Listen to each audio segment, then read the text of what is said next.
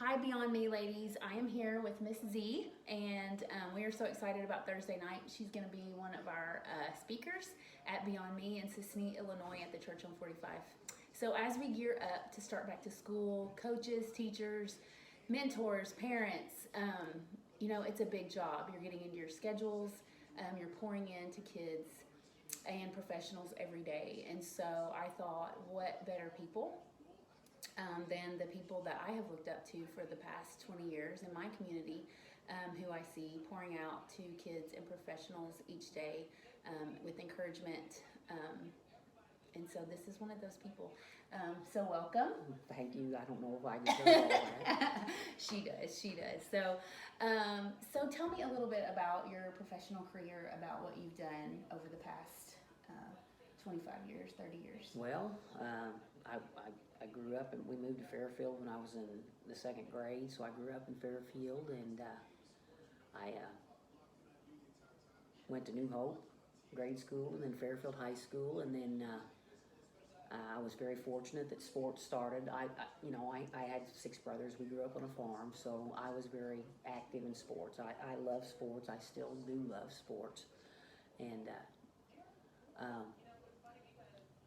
I was very fortunate that when high school Title IX came into effect, and so we got to start playing organized sports. We had GAA, but we got to start playing organized sports, and I ran track.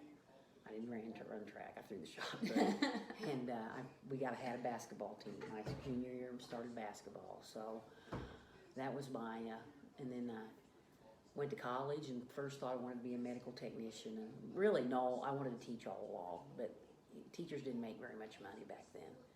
And so I went to school I went to OCC, I played the first volleyball and basketball teams there, and then went to what's now University of Illinois at Springfield. Back then it was Sangamon State. I was going to be a medical technologist, run the lab, and I just couldn't see myself. I did not like it. So I came home and I said, I'm going to be a teacher. And so I worked and then went to Eastern and got my teaching degree, and unfortunately that was at a time that people weren't hiring teachers. So I worked at Airtex for 4 years, and then I was fortunate enough to be hired at the high school and as a science and health instructor, and I started coaching then. I was volleyball coach and girls track coach, and then I also was the head girls basketball coach and the softball coach, and I was assistant boys basketball coach. And then I really wanted to be that head boys coach and didn't get it, and so I took turn and went to administration, and I was the assistant principal for 3 years and principal for 8 years at the high school and superintendent of the grade school for 9 years. Awesome. That's so great. What a journey, right? I would have never dreamed I would have been an administrator. Right, yeah. So one of your former employees once told me, I said, if tell me something about Z, what would you say? And I love what she said.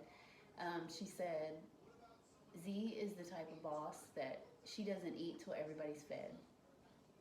I love that. I believe in that. I believe that when you are in a leadership position, you can't ask anybody to do something that you would not do yourself. So, you think coaching and teaching helped you be a better administrator? Oh, definitely.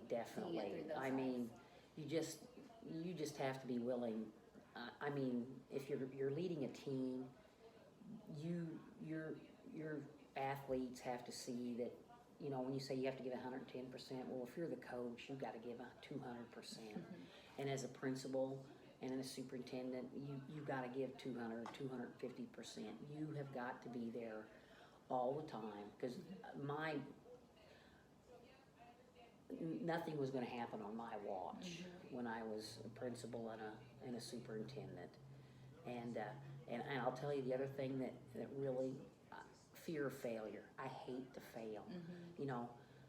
Winning, the feeling is fantastic, but that feeling of losing or failure is the worst feeling in the world. Yeah. So who would you say, as a professional woman, coach, mentor, who would you say was the most influential in your life? I don't know if I had the most. The number one were my parents, my mom and dad, because my brothers and I, they gave us a tremendous work ethic growing up on the farm. And my mom was a really great person, and she didn't get to go to high school. She had a stepmother, and she was very intelligent, and she graduated the 8th grade, and then she got shipped out to relatives that had babies, and so she did that. Wow. But then one day she said, I've had enough, and she went and got her own job, and she bought a car, and all those type things. So my mom's really been a big influence. After that, in high school, DJ and Barbara Wood and Larry and Sue Odom were very, very influential. I mean, Barb was just a really great lady. She died recently. And DJ was, he was really, and then Sue Odom was just fantastic. And then Larry, he was a tremendous boys basketball coach for the high school, and he retired. And I had him in class, and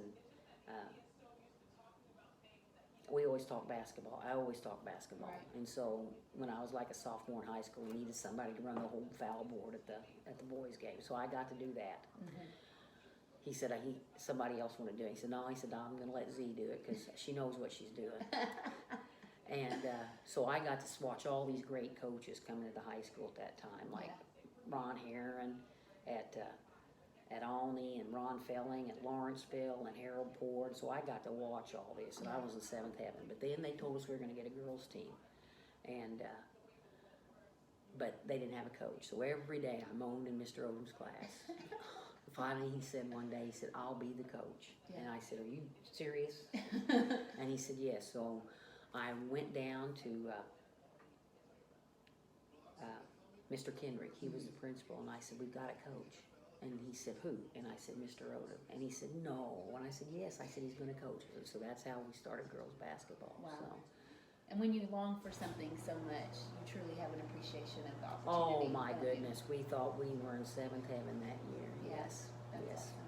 Well, we're so excited to hear more from you on Thursday night. So please come out and hear Miss Z and Linda Monge on Thursday night at Sisney at the church on 45. We're so excited. See you there.